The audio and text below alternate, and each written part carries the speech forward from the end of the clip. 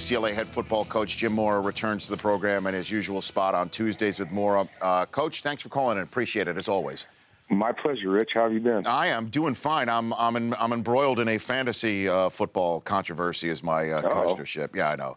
Because, you know, these are things that are you're at 38,000 feet. I'm just down there at 1,000 feet. I'm in the muck and mire in a fantasy football league right now, Coach.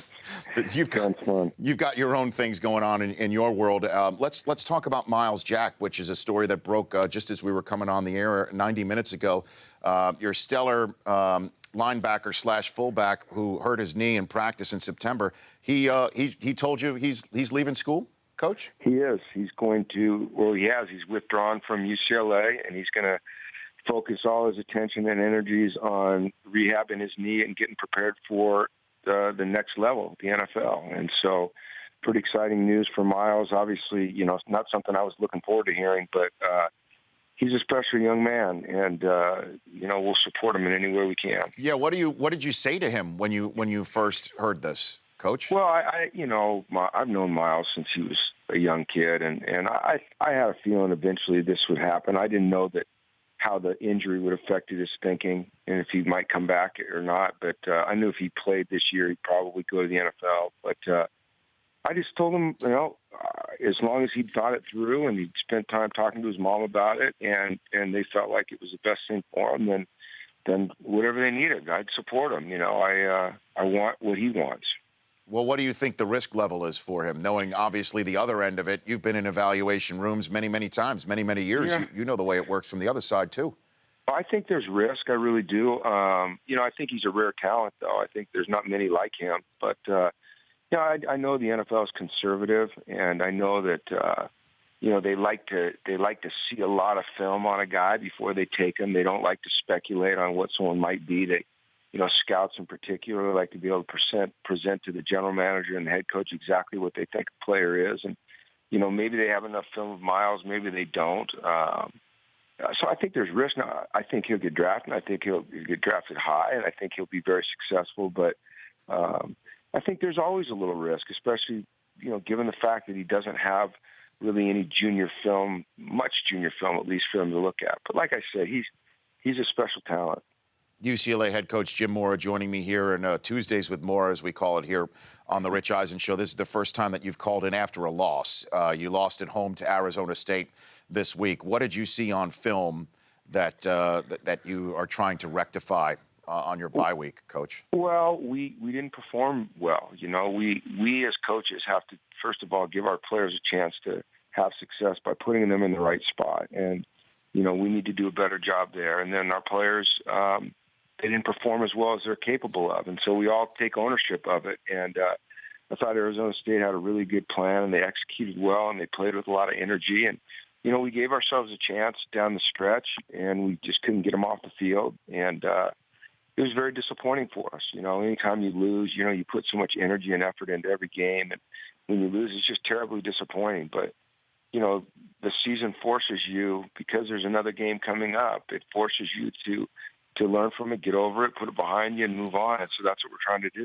Yeah, and your next two games are on Thursdays, and we could not help but notice your comments from the podium after the game, wondering how this jives with student athletics, Coach. Yeah, I think it's a little I think we're talking out of both sides of our mouths here a little bit with this one. You know, I can understand the Thursday night game. I think it's fun. I think it's great for our players. They love it. But 2 in a row is an awful lot, you know, given the fact that we start midterms the next week. So I think it's just a little unfair for our kids as students, not necessarily athletes, but as students that, you know, we're going to ask them to really miss 6 days of class and then go into midterms. And, you know, it concerns me. It really does. It concerns me because this is a competitive school. It's not easy. It's a stressful time in their year with the season being upon them. And I like the Thursday game, but just 2 in a row.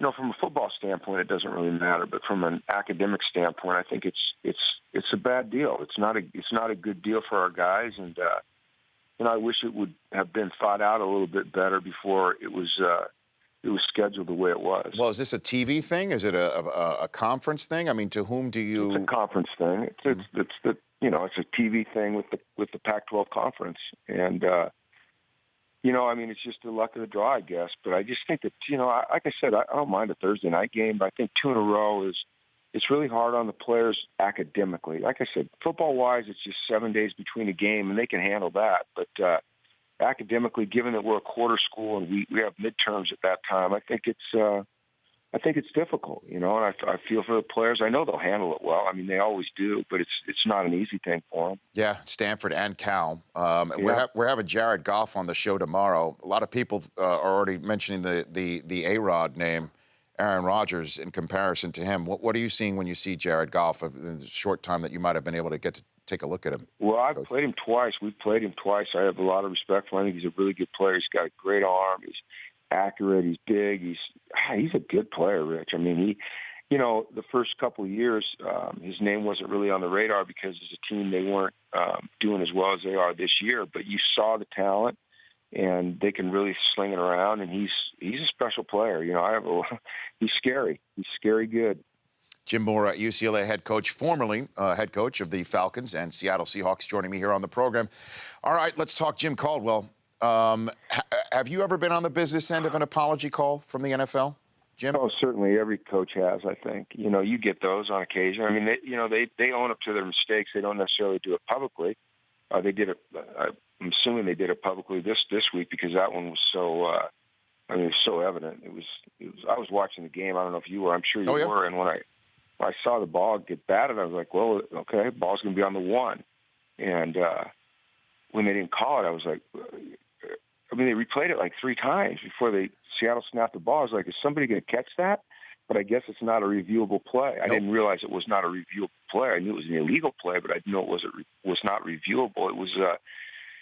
It was astounding to me that you'd missed that play at that point in the game. But there's a human element involved, and so it happens.